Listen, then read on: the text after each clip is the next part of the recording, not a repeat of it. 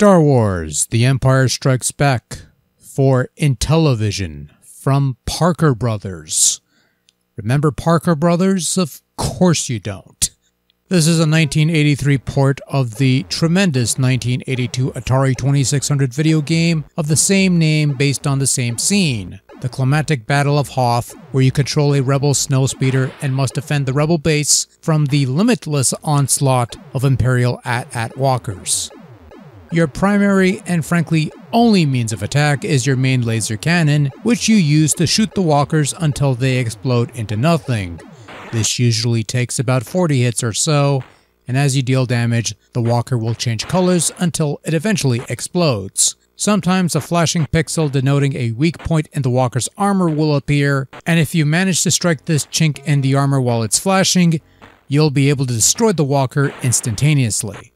Meanwhile, the AT-AT itself will attack you with its guided lasers and in some game variations, smart bombs, and you could also withstand a couple hits before meeting your eventual demise and losing a life. It's not all lost because if you land your speeder in a quiet place, you'll be able to effect repairs on your damaged craft. Also on occasion, a brief rendition of the Star Wars theme will play, causing your snowspeeder to flash for a limited amount of time, during which you're completely immune to enemy attack, and this is something you should use to your advantage to take out as many walkers as possible, if you can.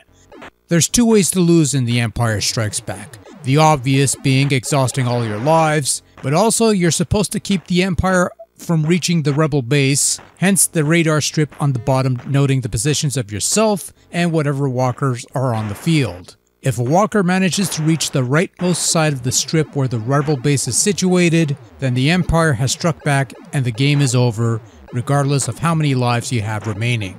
There's a couple game variations aside from the obvious 1 or 2 player modes of alternating play. You also have variations that enable an additional smart bomb attack for you to contend with, as well as solidifying the walkers so that if you run into them, you die. But in death, you'll deal a tremendous amount of damage to the walker, so if you're willing to sacrifice a couple of speeders in a futile battle against the Empire, your call, I suppose. You got about 12 variations in total, which might not seem as plentiful as the Atari version, but it gets the job done, I suppose, which is more than what I could say for the controls in this version on the Intellivision, which are god-fucking awful. Yes, part of the blame, well, a significant part of the blame actually, falls on the dreadful Intellivision controller, but it's also due to the way the speeder controls, which feels a bit awkward here. Moving left or right not only steers your speeder left or right, but also controls its velocity, so moving forward moves you a little faster, and pulling back slows you down before you eventually turn in the other direction, and the controls are flipped as a result. The controls here are so sensitive and yet at the same time unresponsive when it comes to basic maneuvering that it feels like an unplanned challenge added to the game.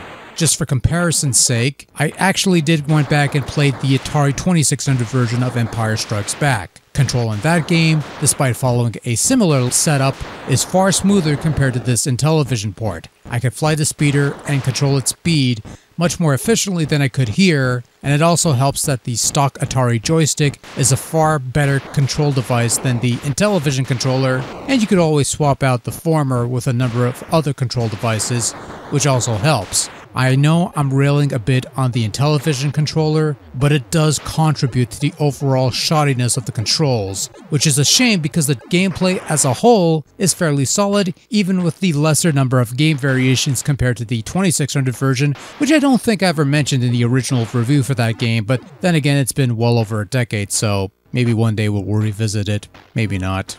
It's not a bad looking game at least. Not exactly a huge leap over the VCS original, I'll admit that much, but you could make out the walkers and even the little snowspeeder is supposed to resemble a snowspeeder, and it kinda does. One issue I have is that when your snowspeeder is damaged, it turns yellow. This poses a bit of a problem because this yellow speeder blends with the yellow sky quite easily, which makes it a bit of a problem to make out, especially when it comes to dodging deadly lasers. The scrolling in general also feels a bit jank, which is odd because scrolling on the 2600, smooth as ice. No pun intended. Sound effects are also nothing special, your usual collection of stock sound effects, while a fairly solid recreation of the Star Wars theme plays on occasion, usually opening up the game when you start it up on the title screen, and during the aforementioned flashes of your speeder during the main game.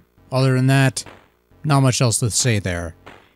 Well, 6 games in, and I found a blemish on the Intellivision in the form of Star Wars: The Empire Strikes Back. And the culprit that brings this game down several notches is control.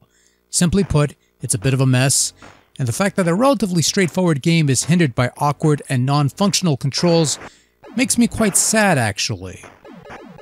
And it probably also explains why this is the only Star Wars game to grace the Intellivision, this thing. If control wasn't an issue, this would have been a hearty recommendation, but as it is, if you want to give Empire Strikes Back a try, I would suggest sticking with the Atari 2600 version. It has more game variations for your buck, and it controls way the fuck better.